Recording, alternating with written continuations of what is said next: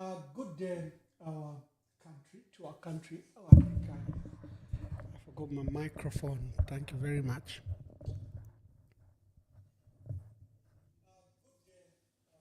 Thank you very much. I hope the volume is much better. I want you to join us. We have a vibrant discussion on this Friday, the 26th March 2025. We have three key issues we are discussing.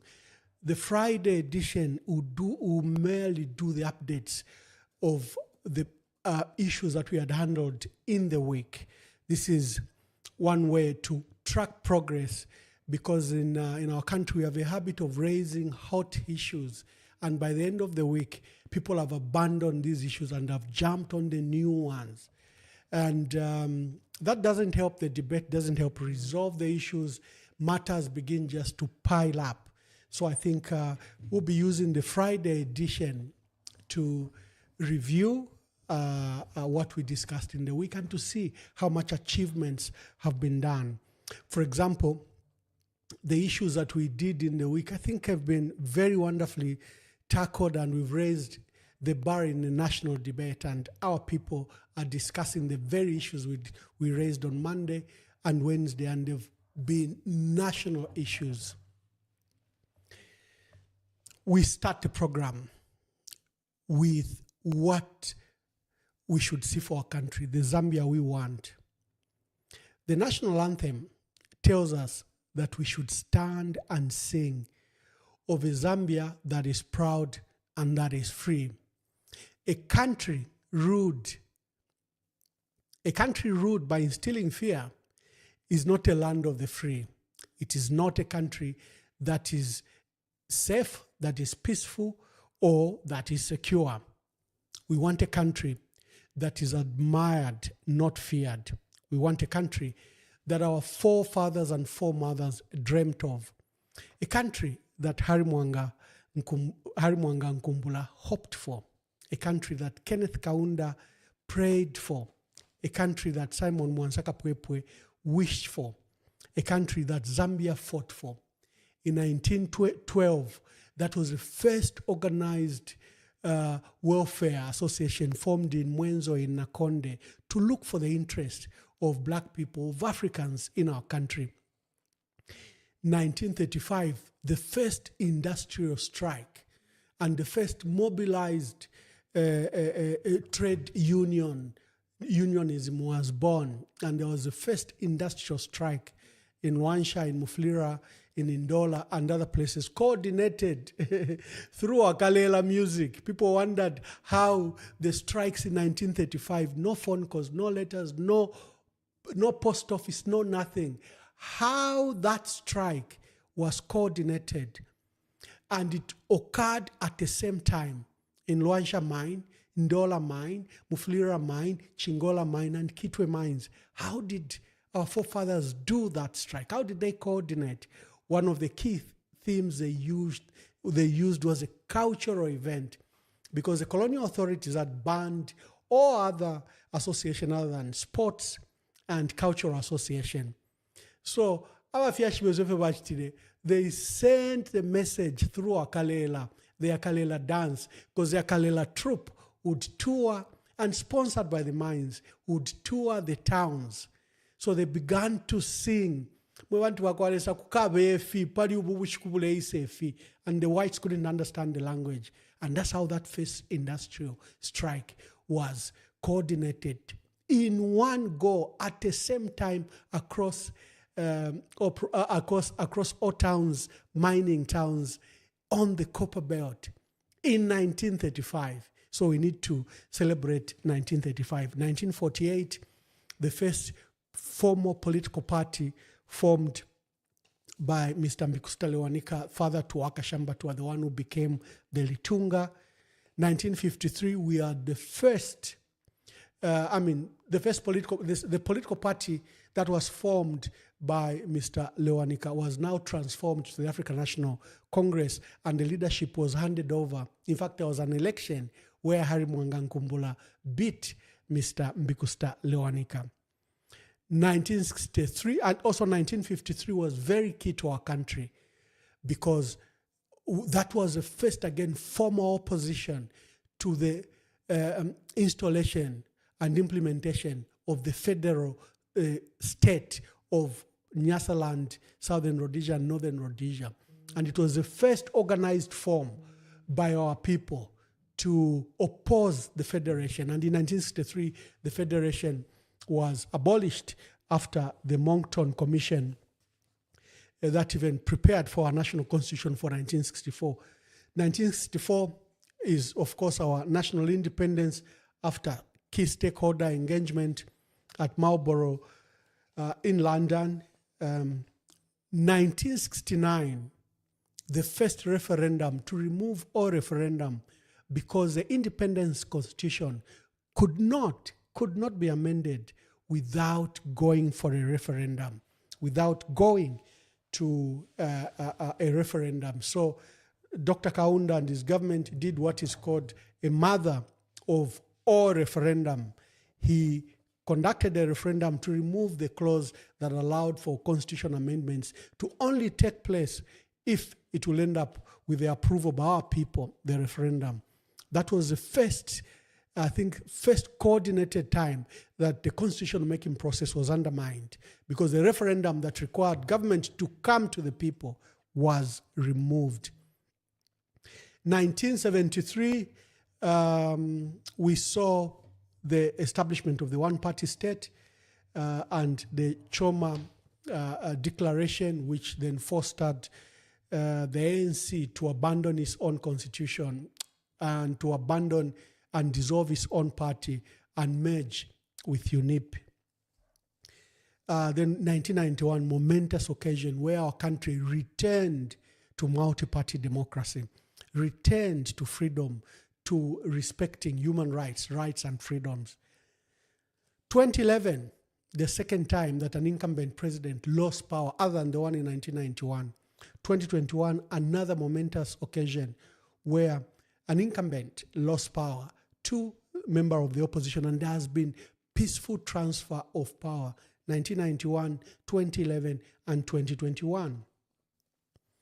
We dream of a country that our faith leaders stand united and pray for, a country that our people have rallied and fought for, a Zambia owned by its people under the guidance of God the Almighty, a country not yoked to tyranny or to those that think that they are kings or they are emperors. We are a wealthy country, but sadly with a poor people. We are endowed with natural resources, natural wealth, wildlife still in its natural and wild sanctuaries, magical waterfalls, a friendly people, and an enviable heritage. We desire a country where it is possible to be prosperous, even if you were born in the village, even if you were born in the compound, even if you were born in the township, even if you were born in a small town, like myself from Luansha, or you were born in Kawambwa, or you were born in Nkombo, or you were born in Lundazi, or you were born in Zambezi. The opportunities that our country should present is that you and your family can prosper.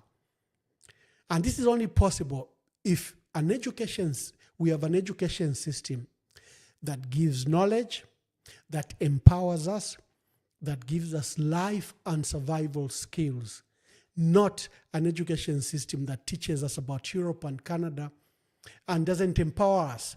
You are very educated people up to university and cannot survive outside the formal sector.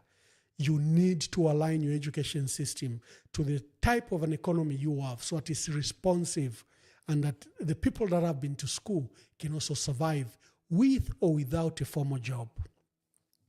We want an economy that gives opportunity to the educated, to the less educated, to the less vulnerable, to the skilled and the unskilled. The economy should respond to all. An economy that should reward entrepreneurship and innovations. An economy that is in the hands of Zambians.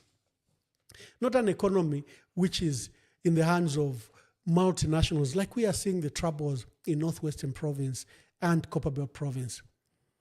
a country that rewards hard work. If you work hard, it should not matter where you're from. It should not limit where you're going.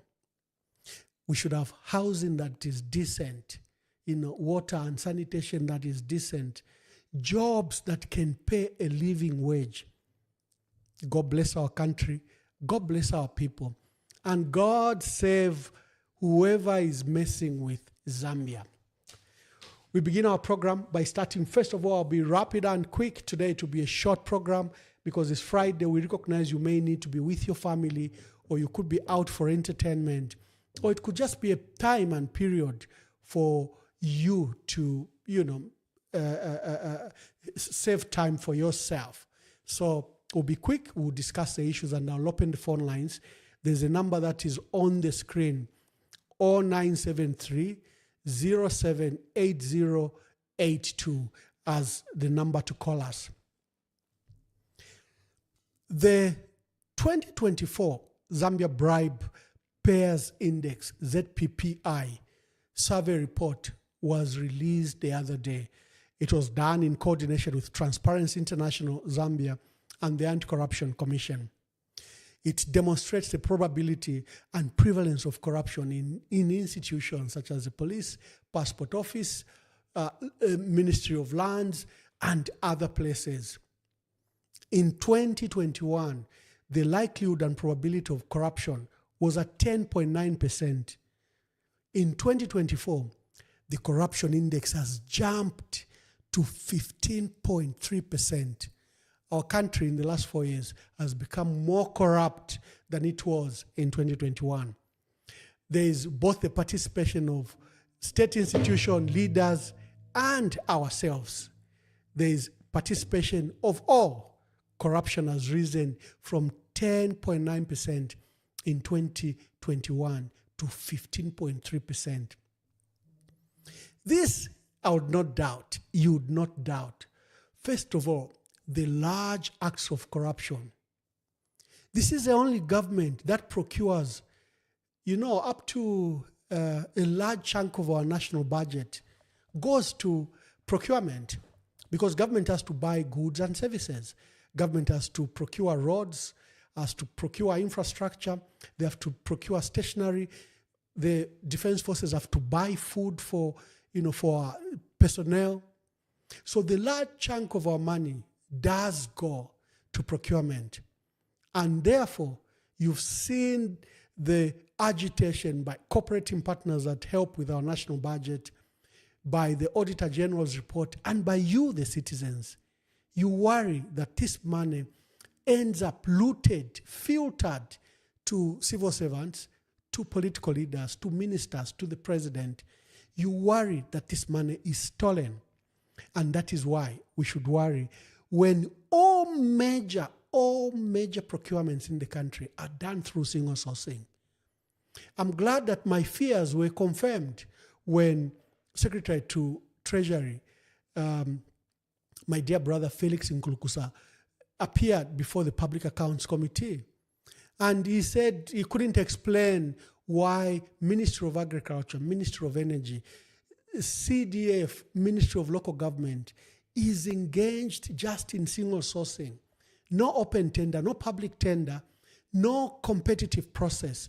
All the major procurements in our country are all being done through single sourcing, or what we call direct bidding, where a procurement officer just looks for 3 companies, assesses with his committee, and they reward one.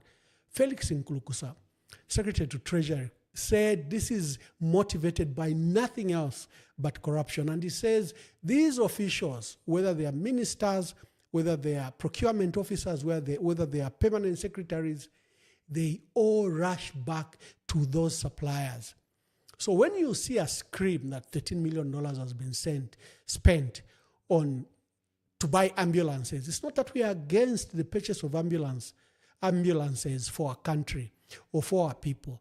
It's because the process has not been followed. You pick a company that is unknown, that has never supplied things like an ambulance, which is both highly medical and highly mechanical. You give it to a company that was just recently registered and is owned actually by a foreign national. and you reward it with a tender. Yet you have Toyota Zambia, you have Sifao, which provides Nissan vehicles. You have Pilatus that provides Ford, and your Ford companies. You have franchise holders that have a direct relations with the manufacturers. You jump them. You pick someone to supply 156 ambulances, 156 monitoring vehicles, 156 police vehicles, to unknown entities other than the franchise holders. And you think there's no corruption? So I'm glad that Felix Nkulukusa bemoaned and said, we know how they play the game. They go back to the winners of those tenders and seek bribery and corruption processes. So I'm glad that the Zambia Bribe Payers Index has put statistics to the rise in corruption. Recently, there was a report from the Auditor General's report that stated that for the maize that was given to small and medium enterprises to export, replace that with cadres, UPND cadres, because they're the ones that were given, 29 million kwacha has not been paid back to FRA. These are entities that exported the maize to Tanzania, to the DRC, to Malawi, and have not paid FRA 29 million kwacha. And there's no agency to recover this money, because those that were supplied with this money are members of their cooperatives and cadres. So corruption has jumped. We've bemoaned the corruption with Vedanta. We've said Vedanta's return, the KCM return to Vedanta is a corrupt process. There was a 20-year period Vedanta was in our country, and Vedanta didn't pay taxes. Vedanta refused to engage in mining practices that would benefit the mine. They engaged in recorded and unrecorded trade practices that promoted literally tax dodging mechanisms and just not paying tax at all and cheating on tax. First Quantum, there is a $2.5 billion we'll never stop talking about, because my Minister of Finance, Honorable Musokotwane Stumbeko, camps in Washington, even now is here in the US, is looking for money, is now trying to extend the bailout that he got from the IMF from $1.3 billion to $1.3 billion. It was extended to $1.7 billion. And he has begun the negotiation for a fresh loan that should be given by the IMF to us. That's $1.3 billion, $1.7 billion. First Quantum has $2.5 billion of our money. $2.5 billion of our money. An audit was done in 2011, 2012, 2013, which established that First Quantum siphoned $2.5 billion from Kansanshi copper and gold mine. And when the audit caught them, they said, no, it was just a loan. My dear brother, a national patriot, we should give an award to. Pius, who was the managing director for ZCMIH. What did he do? Pius said, no. Pius Kasolo said, no, the audit shows you've stolen $2.5 billion. I am a shareholder in Kansanshi copper and gold mine. I have 20%. So of this $2.5 billion, bring it back.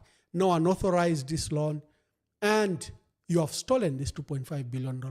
He proceeded to report the matter to the police.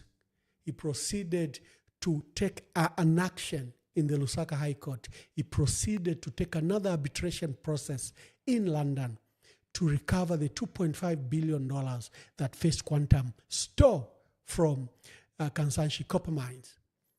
And First Quantum were developing a huge mine in South America called Cobre Mine in Panama. And they had channeled some of these funds from our minings in Solwezi, Kansanshi, and invested it in a multi-billion-dollar project in Panama. Our money developed another mine in Panama where even the value of First Quantum internationally jumped. It became one of the top 5 mining houses in the world. Money from Solwezi. President Hakainde Hichilema and Msokotwane have abandoned the process to recover this $2.5 billion. They've ensured that you and I do not discuss it. They proceeded to drop all court cases. You heard the president repeatedly say, we will not mine in the courts. Okay, Wakateka, if you are not mining in courts, how are we going to recover this $2.5 billion? Because you've told the DPP to remove the arrest warrant of those directors. You abandoned the court process in the Lusaka High Court. You've abandoned the process in London arbitration. So how will our country recover that $2.5 billion? But Chilabushiku, you get a begging bowl. You are in Washington, you are in Europe. You are saying we have a national disaster, give us money, give us money. What about the money that you are owed by First Quantum? Can we talk about it, Wakateka? Mopani, shrouded in mystery. $1.1 billion, not a single ngwe, not a single dollar came to the treasury. Yet we've given a new owner 51% shareholding without a single dollar paid to our treasury, because the mine by 2020 belonged to the Zambian people through the CMIH. Mopani Copper Mines, after Glencore with its troubles, after Glencore invested $4.5 billion in that mine, Mopani Copper Mine is being rated as one of the newest, one of the well-invested capital mine in the world. Because prior to 2020, it had received $4.5 billion worth of investment. Mopani sank brand new shafts in Kitwe, in Mufulira, and in Mufulira, Kitwe. 3 mine shafts were sunk. I have to look up and tell you the 3 mine shafts. And then the smelters, 2 smelters were also built. This is one of the most valuable mining company that our country had as at 2020, because it had just received this investment.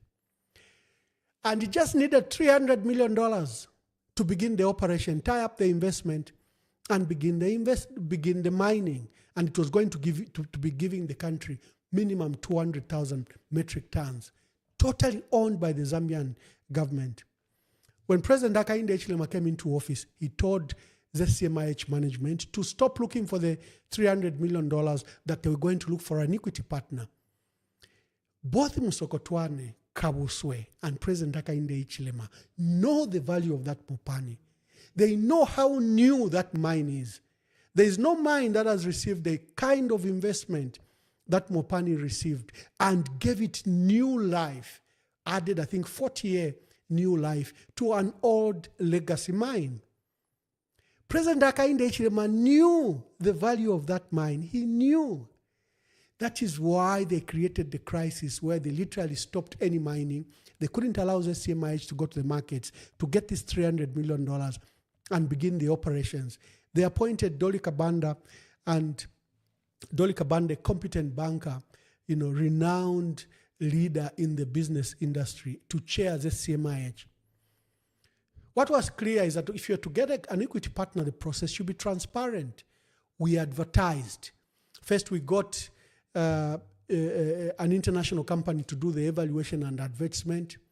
That company picked 10 bidders, reduced them to 4 bidders.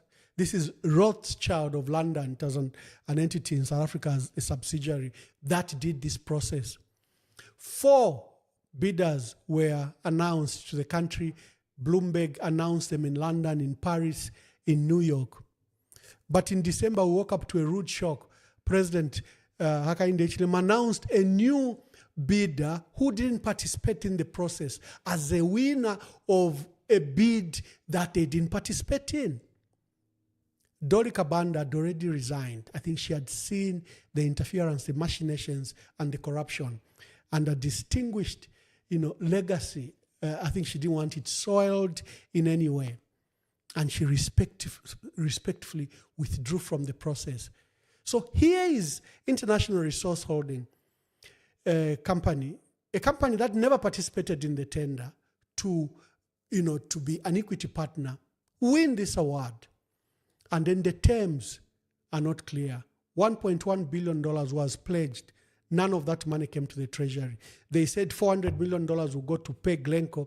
Remember Glencore, when they were booking out, they said, although we have invested $4.5 billion, we'll agree with you that you pay us $1.5 billion and that you give us marketing rights for the period until you pay.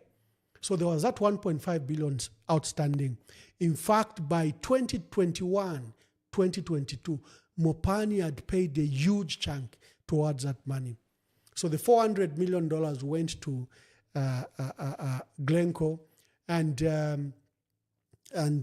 they said the difference would be to pay local debts, contractors, mine suppliers, and others. Of course, we know that's a lie. We haven't seen it. We've seen the crisis currently obtaining on Mopani. The Minister of Mines was in Parliament yesterday giving an update on these two copper mines, why they do not have, why they are failing to operate. The Minister of Mines blamed ZESCO, said ZESCO is now demanding 75% upfront payment for power because ZESCO is importing some power from Mozambique. But funny enough, ZESCO keeps on exporting its power to Namibia and Botswana. The paradox, only this paradox can only exist under President Hakainde Hichilema's government. And he blamed ZESCO, he blamed the power deficiency for the crisis on the mines, and he says the pledged amount for both KCM and Mopani will come. When will it come? For KCM is even dangerous because there was a court process, an out-of-court agreement, a consent judgment, and dates given by the courts when Vedanta was going to pay. We know Vedanta has a debt of $9 billion. We know Vedanta is literally bankrupt. It had to reschedule its bond it got from London and from other places. From the bonds were due in 2025. They've pushed them, I think, to 2027. It's literally a bankrupt company. And that is why they have not fulfilled any of the pledges to the outstanding amount. First, they owe $1.5 billion. Remember, before they were chased in 2019, there was a debt of $1.5 billion that they had accumulated to contractors, to banks, to suppliers, and to entities, statutory entities like ZESCO, NAPSA, ZRA, a huge chunk of debt that Vedanta was not paying. So there was a debt of $1.5 billion before the liquidator came in. That debt, again, this government will not discuss it. When will Vedanta pay that debt, that $1.5 billion? Mwabapela red carpet to come and operate the mine. They have not brought any single ngwe.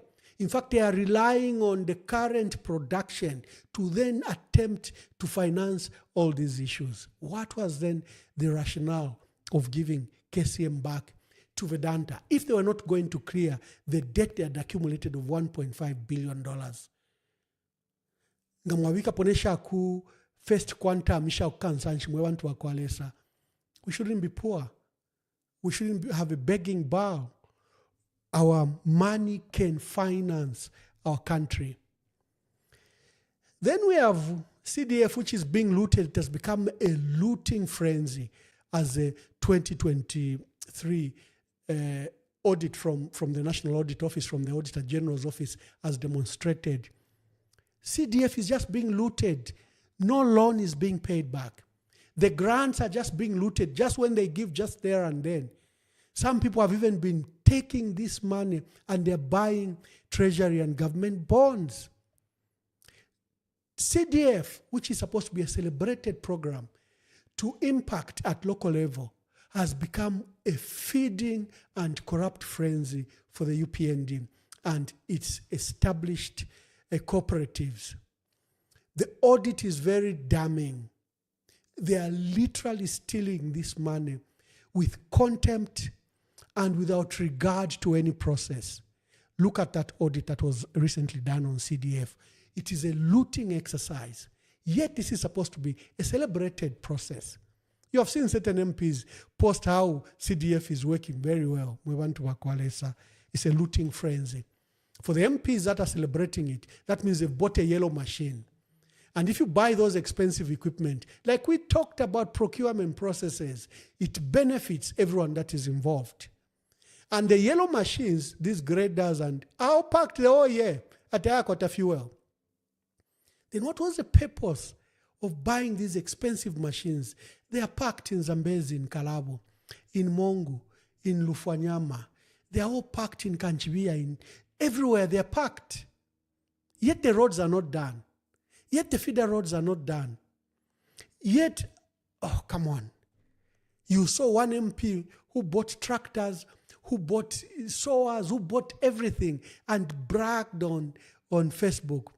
Why aren't those machines, doing farming for our people? Fuel.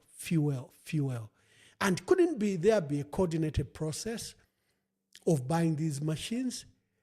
Musheva Kaunda, when he created roads department, or when, RRU was created, or when ZNS was given capacity to do these roads in the rural areas, I'm a diplomat, I can't use a strong term. When the processes are known of how we can develop our country, not the processes we are being subjected to. So corruption is a big issue, and I thought we could start with that matter. I wish to report that the matter we had raised on Monday of Luapula chiefs, of the transfer of water from Luapula to Kafue River. I have good news. The matter has since escalated. There have been major commentaries about this, including engineers that have stated that this process is ridiculous, it's too expensive. Up to $17.6 billion is required to dig those tunnels that should bring a pipeline that should bring the water to Kafue River. And then what will happen to the Luapula water basin? What will happen to Bangweulu, the Luapula water basin, Luapula River, and Congo River, which is one of the biggest rivers in the world. I think second biggest river in Africa after the Nile. What will happen to that river when you divert the water? So we've had good news. The Royal Highnesses, stakeholders, the church, civil society had a big meeting today. And the meeting, I just want to look at some of the resolutions that were made by our chiefs. They've rejected the water transfer scheme outrightly. They've said if there is any resources, it should be invested in Luapula. If you are looking at hydropower stations, you should do that. If you are looking at irrigation, invest in irrigation in Luapula. And they've said that the process was not consultative. There are many factors that have to be taken into account. The chiefs have rejected the water transfer scheme. Remember, in September 2024, a group from China Power met President Hakainde Hichilema at State House, where they informed him of this award that was given by the Water and Sanitation Company, and they are done now a feasibility study. It's supposed to go into implementation. They've come up with 3 routes of how the water can be routed. 3. One will cost about $4 billion, the other one $6.5 billion, the other one $17.6 billion. We discussed that matter, but now there's been development. I would like to thank their Royal Highnesses in Luapula that responded to the clarion call, and within a few days have met. They met today at Spita pastoral center in Mansa, and they've come up with resolutions rejecting this scheme. First, there will be environmental impact. There will be livelihoods in Luapula affected. Two, there's been no consultation, adequate consultation. So the transfer of this valuable resource would disadvantage the people of Luapula, and they've rejected it. Among, other than the stakeholders that met, among the people that met are His Royal Highness Dr. Chief Chisunka, His Royal Highness Senior Chief Mwewa, Her Royal Highness Chief Tenes Lukwesa, His Royal Highness Chief Kasoma of Bangweulu, His Royal Highness Chief Mwansa Kombe, His Royal Highness Chief Tenes Mutipula, His Royal Highness Chief Kasoma Luela, His Royal Highness Chief Mulongwe, His Royal Highness Senior Chief Kalasa Mukoso, His Royal Highness Chief Chimese, His Royal Highness Chief Kalaba, His Royal Highness Chief Kasoma from Lunga, His Royal Highness Chief Katota Kampemba, His Royal Highness Chief Munkanta, who had even issued a statement in the week rejecting these proposals and appealing to the president to ensure that this process was immediately abandoned. His Royal Highness Chief Kalasa Lukangaba and representatives of various chiefs, including the Mwata, representatives of representative of Chief Mabumba, and representative of Chief Matanda. Others were stakeholders from the church, others were stakeholders from civil society, and senior citizens in Luapula that met to them at the Spiter Pastoral Center.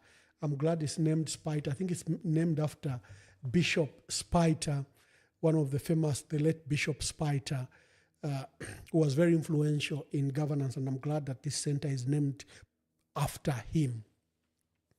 So that's a good news on the evacuation of water from Luapula Basin to Kafue River. Our chiefs have put and gathered in numbers and ensured that this matter was rejected. This evening, there has been a development, the dismissal of my dear brother, Gary Nkombo. Gary Nkombo, first of all, is beloved in his party, and there are many times that cadres call for him to be president of UPND. Every time there are frustrations around President Hakainde Hichilema, Gary Nkombo's name tops the list as one of the successors. So I think there's a love-hate relationship between the two. I need to say, from what I know, is that President Hakainde Hichilema and Gary Nkombo have been very close friends. Gary Nkombo is one of those long-time members of parliament of the UPND. You know, Jack Mwimbu and others. Jack Mwimbu, I think, is doing up to 25 years. Gary came in 2006, could be going to 20 years. And he's one of those senior leaders, he's one of those advocates for the UPND. And you've seen that he's a key defender every time there's been an election and the UPND felt that the election was stolen. The voice everyone heard was that of Gary Nkombo. His fearlessness when President Hakainde Hichilema was arrested, police stormed his area and surrounded the area. You remember it's Gary Nkombo who led the mob and challenged the police, and the police beat him to pulp. He did that to defend Hakainde Hichilema. When the election results were being announced for 2021, you saw how Gary Nkombo stood up and challenged the chief electoral officer who was announcing the results. And he said, the results I have are differing with the results you are announcing. Mr. ECZ, we are watching this process. Don't think we don't have the numbers. And he challenged, and there was an adjournment of that process. That's how fearless Gary Nkombo is. Very popular in the party. But like him and President Hakainde Hichilema, they are all mad in acts of corruption. President Hakainde Hichilema to date has not disclosed his assets, liabilities, and interests in various companies. President Hakainde Hichilema, on issues of corruption, President Hichilema, we should be very clear, he tops the list because the acts of corruption that are associated with President Hakainde Hichilema are large scale in millions of dollars. If you talk about Mopani, you talk about First Quantum, you talk about KCM and Vedanta, there are millions of dollars. You talk about company has interest in, he may not have direct shareholding because he booked out of companies that have that are running in Zambia, like Africa Life Insurance, the Africa Life company. He moved away from the shareholding, but we've seen Africa Life get big business, like the $40 million tender process they got. So first of all, we must be very clear. Before we accuse the lower guys of corruption, whether it's Gary Nkombo, we must start with the president who has demonstrated these acts of corruption, who has demonstrated opaqueness around the big issues that we ask, whether it's tenders for fertilizers and all these big tenders in the energy sector, whether it's the big projects at ZESCO that are happening. His name keeps on coming up. So the president, we should be very clear, is not absolved from allegations of corruption. So neither is Gary Nkombo. His name keeps on appearing, recurring. The issues of the CDF buying all these vehicles is another matter that we've demonstrated that the minister needs to put his foot down. The mayor from Livingstone should be suspended. She got a bribe. It is on record. She got a bribe of, is it 180,000 kwacha? He kept on saying, no, we are waiting. These are social media reports. The mayor was arrested. The mayor is appearing now in court. She's still not suspended. So we have questioned Gary Nkombo on all this. On the vehicles, the latest, the ambulances, we have questioned Gary Nkombo. Said, you said the vehicles should be in by December 31st. They are not in. And only is it about 60 have been supplied out of 156. And you are remaining with 1 month. And why was the procurement done not in a public process, not in an accountable manner? Why did you choose the single sourcing, the direct bidding? We've asked these questions about Gary Nkombo. So he could be a lovable character in the UPND, like President Hakainde Hichilema himself, but the issues of corruption have not gone away. And there's been huge speculation that knowing how Gary Nkombo is, how forthright he is, how candid he's always been with the president, people are speculating that probably he faced the president and said, Mr. President, if the constitutional making process, you make us lose the party will lose elections in 2026. Because every time a political party is going towards election and is engaged in attempting to amend the constitution, Gary Nkombo has been a politician for many years, starting in the MMD. He understands the political process in our country. So now there's been rife speculations, these are speculations I should say, that he confronted President Hakainde Hichilema and challenged him on the constitutional amendments, that they were not good for the country, they were not good for the UPND, because the UPND will likely lose elections. This process will render our president, President Hakainde Hichilema, unpopular, because he's already unpopular with the various issues happening in our country. Our economy has collapsed. The cost of living crisis is the highest we've seen in the last 30 years. Our people are barely surviving. Every day is a challenge. Those that are working do not have enough money, sometimes even to pay for their transport for the whole month. The country is in a serious crisis. Constitution. They are saying Gary Nkombo is one of the few elite voices in the UPND that challenged President Hakainde Hichilema. I hope that Gary Nkombo will hold a press conference and speak to his dismissal. Is it acts of corruption, or was he brave enough to challenge the president on constitutional amendments? What could it be? Should this be a matter that we should just let be quiet? I'll be opening the phone lines. This is now your time to contribute. The number is 0973 078082 on WhatsApp. The number is 973-078082. Please call Emmanuel Mwamba live. Let's hear your views. Okay, someone has sent a message. Ambassador Emmanuel Mwamba, thank you for your updates and thank you for your discussion on the constitutional amendments. Oh, by the way, the last item is a constitutional amendment, and as you are trying to call, let me quickly, briefly speak to that. We had this meeting on Wednesday. We talked about what Honorable Kasune delivered to Parliament, and we said this is unnecessary. The process and the timelines given could not provide for a good constitution, and the amendments would undermine our democracy. Let me take the first call. Good evening, and tell us your name and where you are calling us from. Mr. Mwamba, my name is Chishimba. Thank you, sir. I'm calling you from England. Oh, wonderful. Make your contribution, Mr. Chimba. Yes, Mr. Mwamba, I've been listening to your speech. You are doing a good job.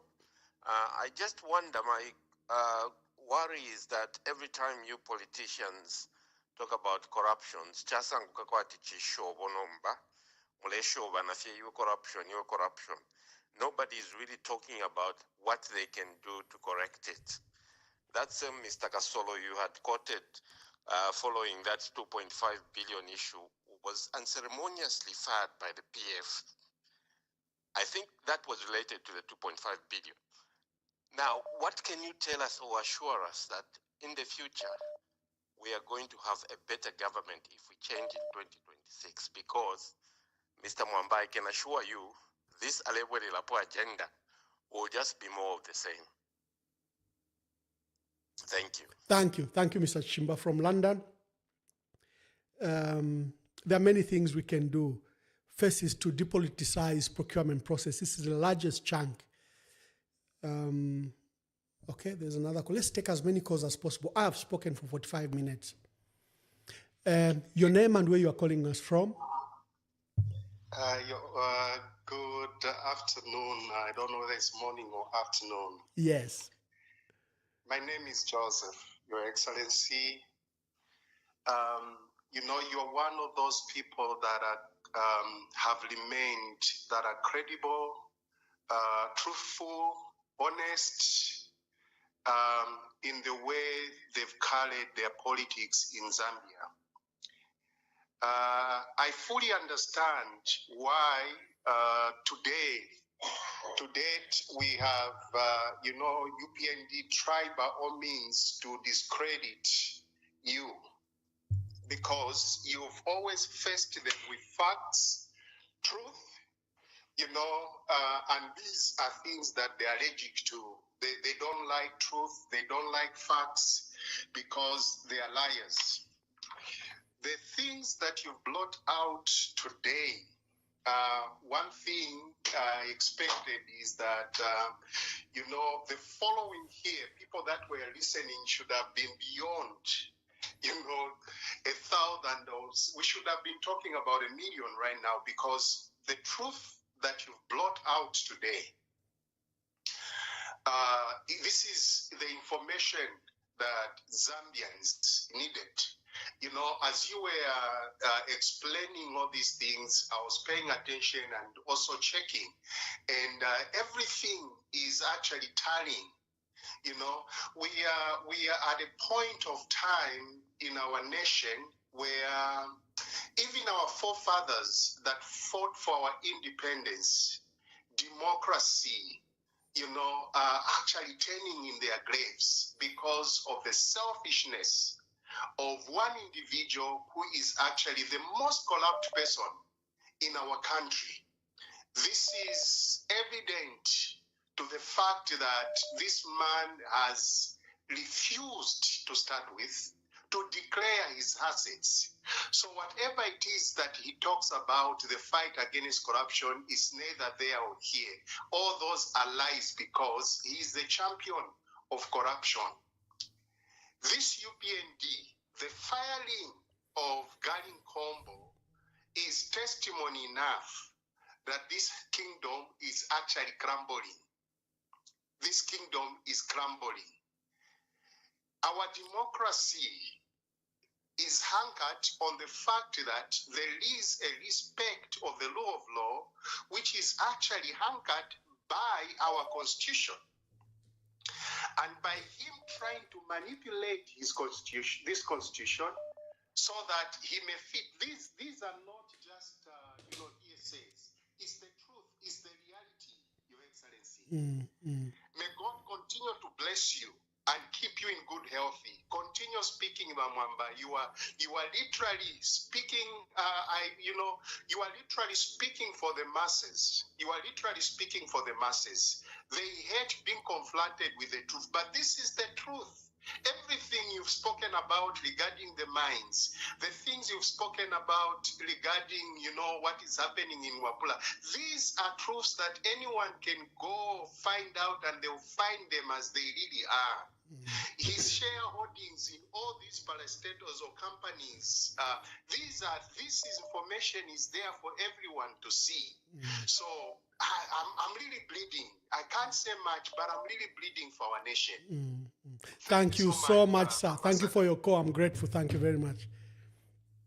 You can call us on 0973-078-0282 and join the debate. You can call us on those numbers and join the debate.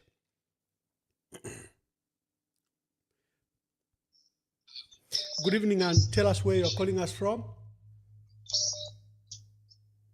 and make your contributions. Yes, I'm calling you within Lusaka.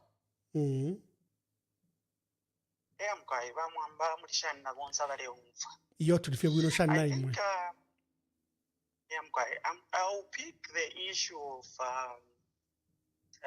bringing more youths in parliament. Mwamba, if the firing in of Nkombo, if truly the president, if truly the president means well, you've seen Nkombo has been fired. Then Ukuku other side, the president is championing for youths in parliament.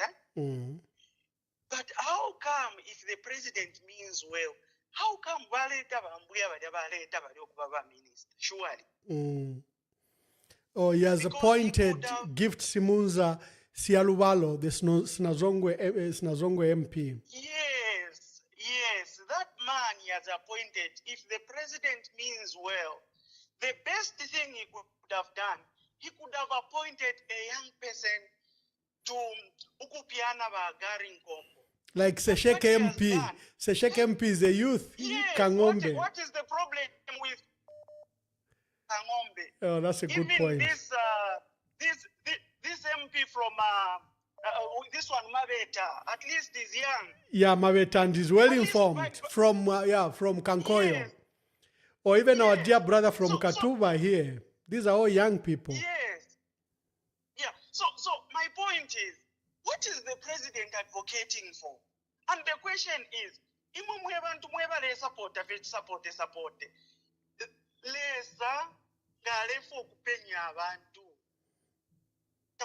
Realize this thing was happening even time of PM. Can we please stop supporting if the president truly means well, he wants the youths to come and take over, the best thing he could have done, he could have replaced Nkombo with someone energetic. Not MP, I don't know if he has been MP for how long. So in conclusion, this clause of no, we want youths to be in parliament and what, that thing is just there for political mileage. It's a smoke screen. No problem.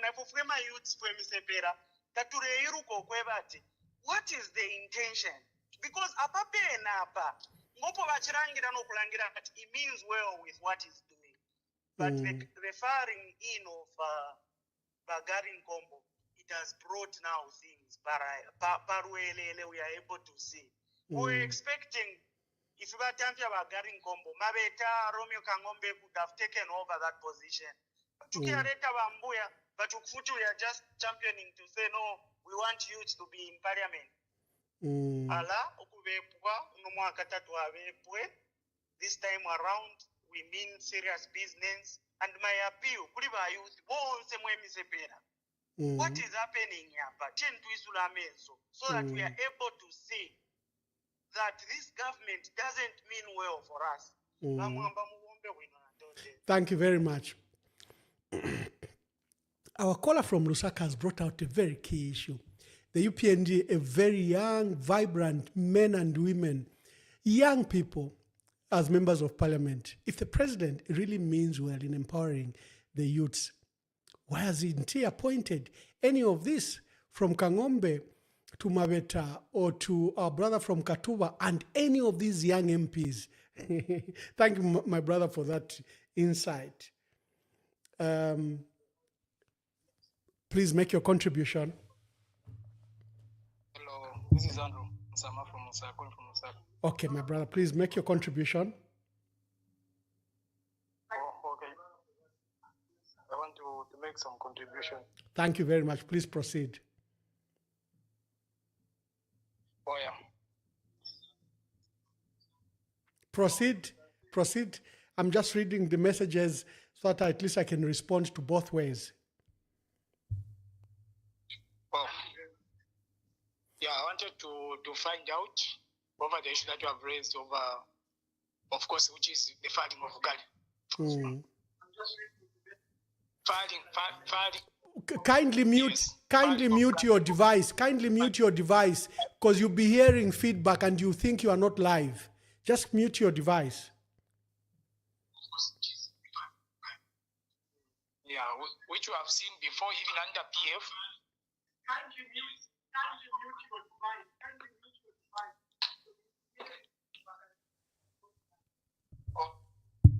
Okay, what I'm saying that, this is more like repeating itself, especially when going into elections. Yeah. We have seen in PF where Chimbakambwilo was fired, due maybe to the same reasons, of which maybe it was against the contesting of Wade Garungo under the ground, which was it. Yeah, so with the corruption which is happening in the country right now, we all know, of course, there are some corruption which is happening in the country.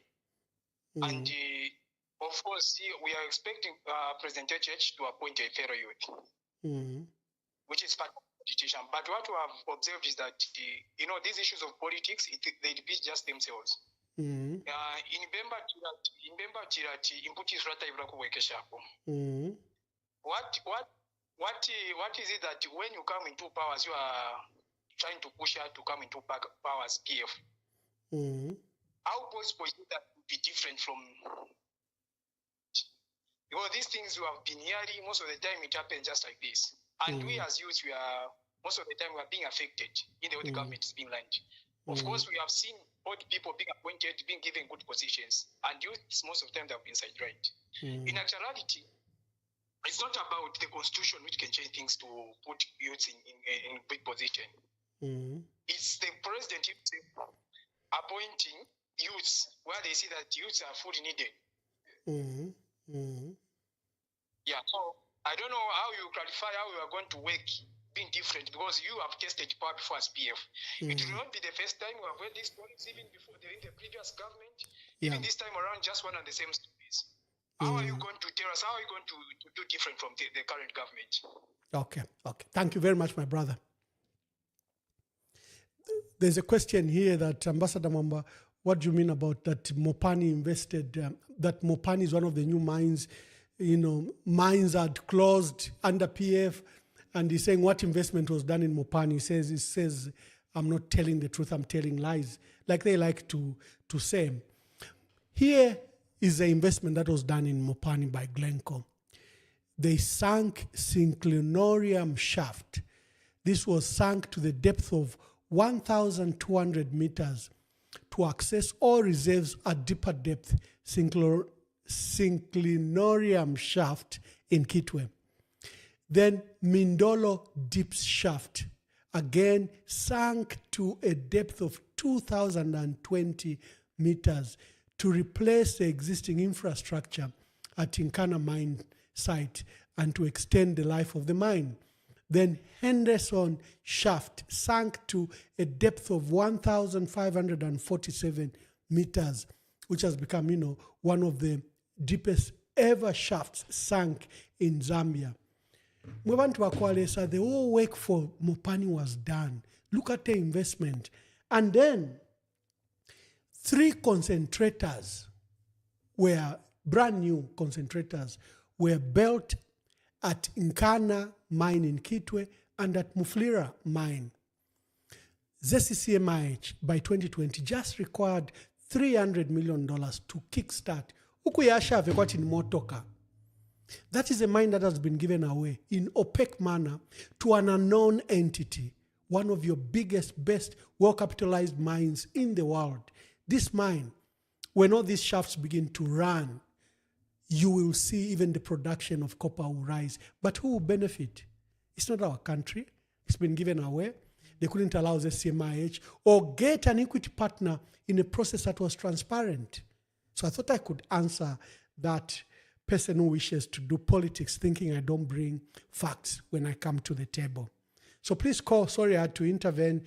There are so many missed calls. Please call 0973078082. Today we wish to close quickly so that this is Friday. We would like to allow you to do whatever things you wish to do. Be with the family, go out for entertainment. So let me take a few more calls and then we will close the debate.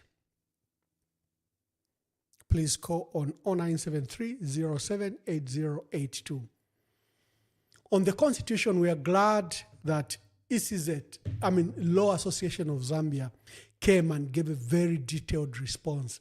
But the summary of it is that what this government is pursuing cannot be obtained under consensus, and the process can be completed without undermining democracy and the rule of law, and that the president must abandon this process. And they discussed the issues that were brought, such as now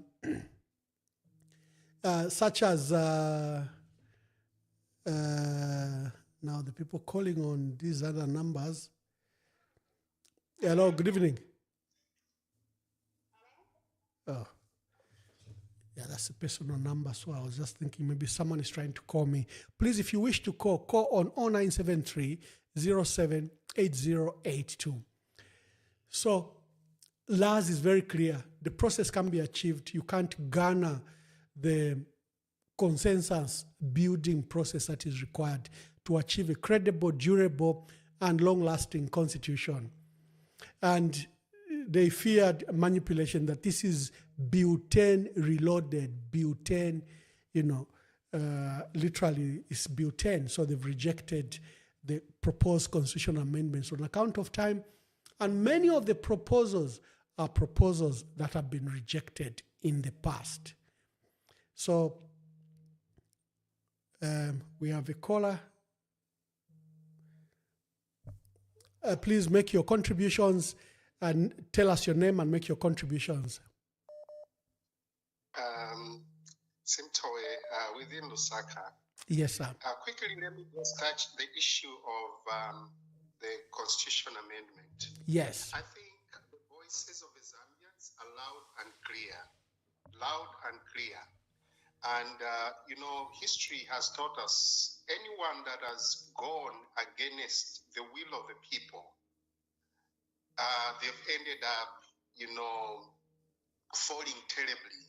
And if the arrogance of this government continues to go ahead with the amending of the constitution, as we can see, without any fear or care for our nation, they are headed for a disastrous ending.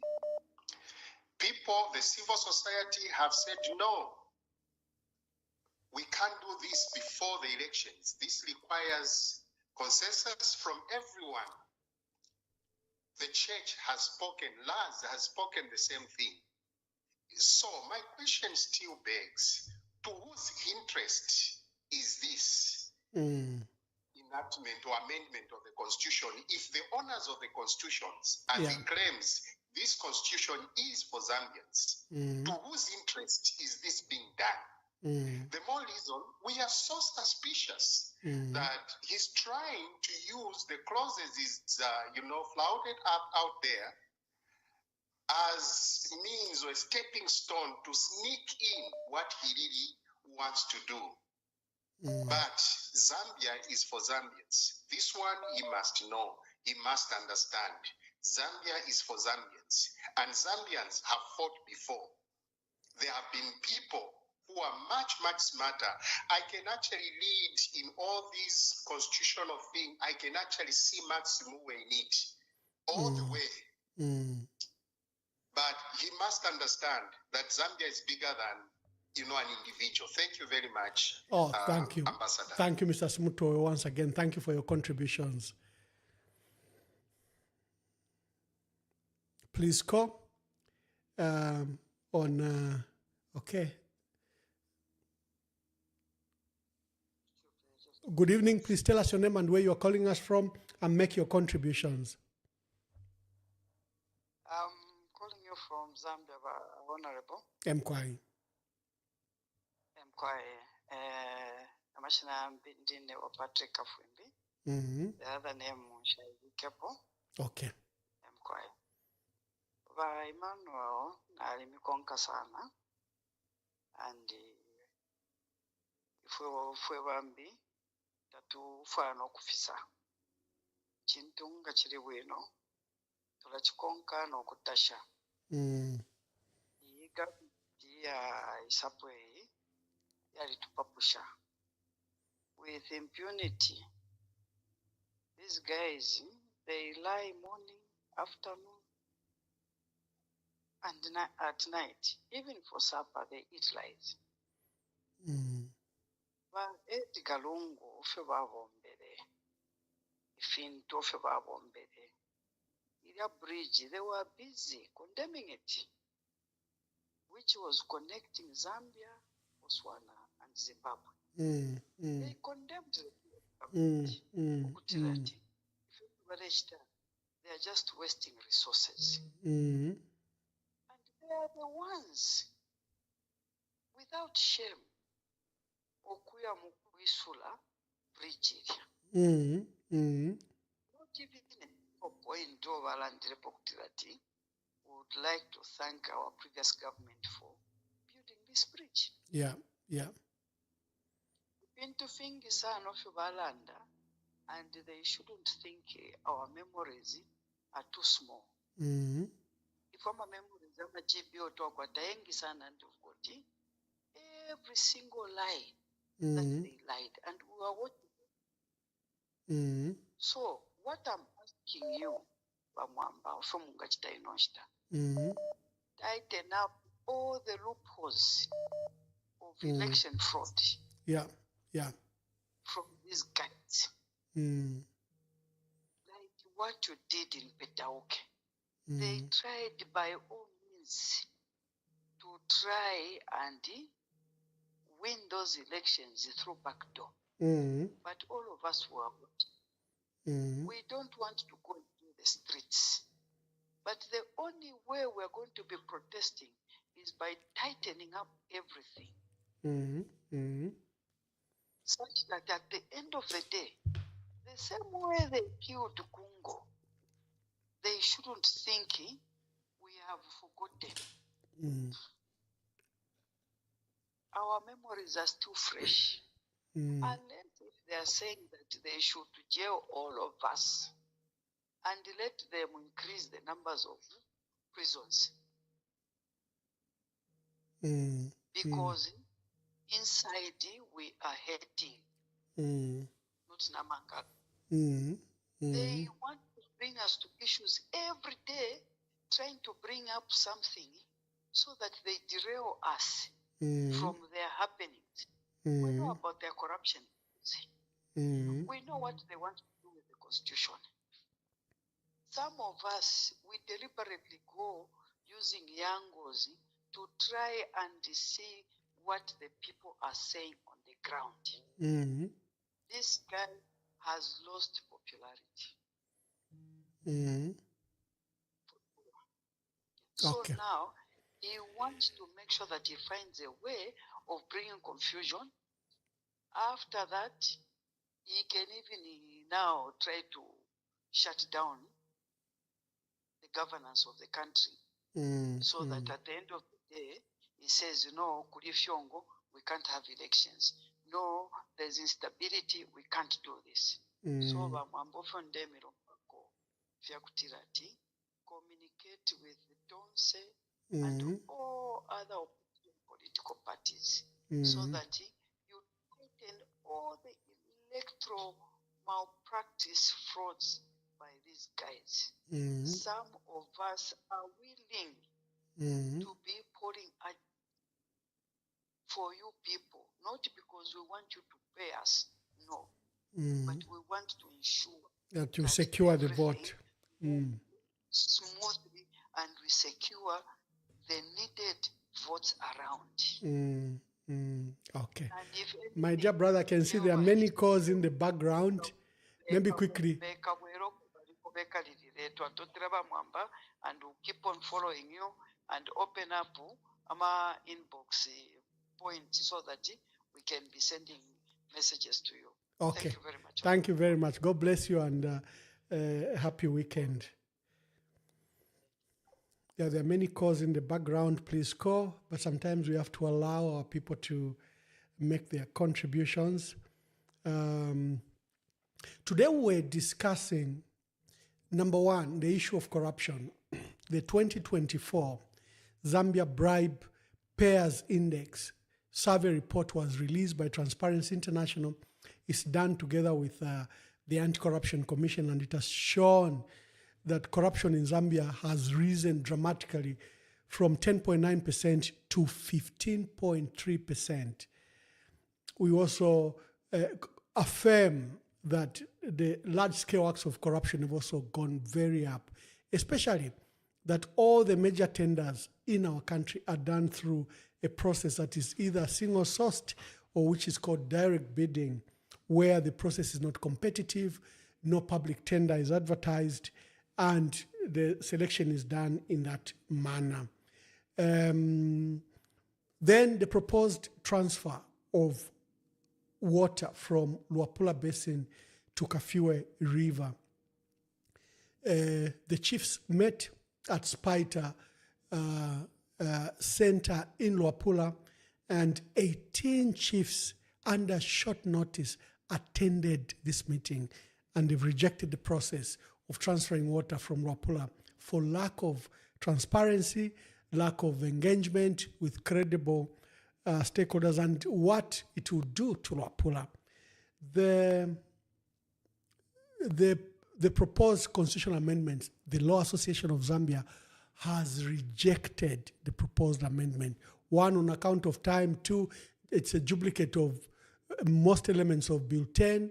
In fact, they called it Bill 10 Reloaded, Bill 10 that UPND rejected. So they don't see any reasons why now it is wise for UPND to bring the same clauses they viciously fought against. And they've proposed that a constitutional amendments to make a credible and durable constitution can only be done after elections. We are 16 months away from elections. I think we ought to invest time. ECZ must begin their awareness for the next elections. Ministry of Home Affairs must be issuing NRCs to people that are eligible. ECZ should now be engaged not in delimitation process, but in voter education and ensuring that they update the record of voter registration. And lastly, we discussed the dismissal of our dear brother, Gary Nkombo, an erstwhile friend of President Hakainde Hichilema, a man that has been a long-time senior member of the UPND and one of the longest serving member of parliament. He's a member of parliament for Mazabuka. His current portfolio until today was Minister of Local Government and Rural Development, and he's been dismissed. No reasons have been given by the president. We have speculations. Is it issues of corruption? Is it that he challenged the president on this, controversial constitutional amendment process? What is it? What informed the president to make such a drastic decision on one of the pillars of the party, because Gary Nkombo is usually touted as someone who could succeed President Hakainde Hichilema. What happened there? That was our discussions today. And I will take the last two calls and then we can close and allow you to, yeah,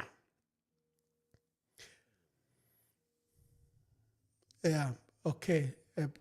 People are sending messages. Thank you very much. This one is failing to go through, but I sent a message. Okay. There are a lot of messages, but I may not have time to read them. This one just says constitutional amendment should wait until after 2026 elections. Please, please.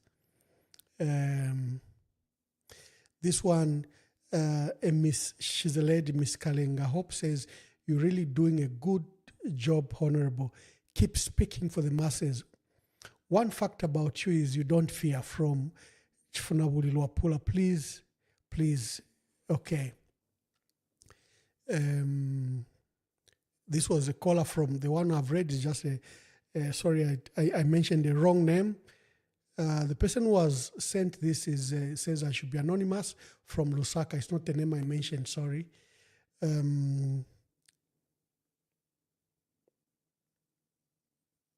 Okay. And this one says, he says, is Jonathan. He says, why did the PF government allow the removal of Article 34B, Subarticle B of the 1996 Constitution, which required public inspection of declared assets of the 2016 amendments? Now, you, the same people, are complaining that the president has not declared his assets and has made them secret when you amended the Constitution. Yeah. Thank you, Jonathan, for that reminder too. That doesn't take away that there is need, in accordance with principles of transparency and accountability, that the president must declare assets, and he should not hide behind any law. So I think that should be very clear. Okay, it's Friday. I want to wish you a happy weekend. I think we close, you know, this is a country we want to prosper. This is Zambia. We want to be one of the best countries in the world. And this is a country that is endowed with resources that shouldn't make us poor. We are now among the 6th poorest countries in the world. That is crazy. We shouldn't be that poor. So until next time, probably on Monday, God bless our country. God bless our people. God save whoever is messing with Zambia. Shalom, shalom, and happy weekend. Okay, so now we've ended the broadcast. I can see more people are still calling. Sorry, I'd left the phone on and you were not calling. Thank you very much. We're on YouTube. We're on Emmanuel Mwamba's page, Emmanuel Mwamba's profile, and on other various pages. Thank you for those calls. Oh, they keep on coming. Sorry, guys, we've closed, and thank you very much. Let's see what we discuss on Monday. God bless you.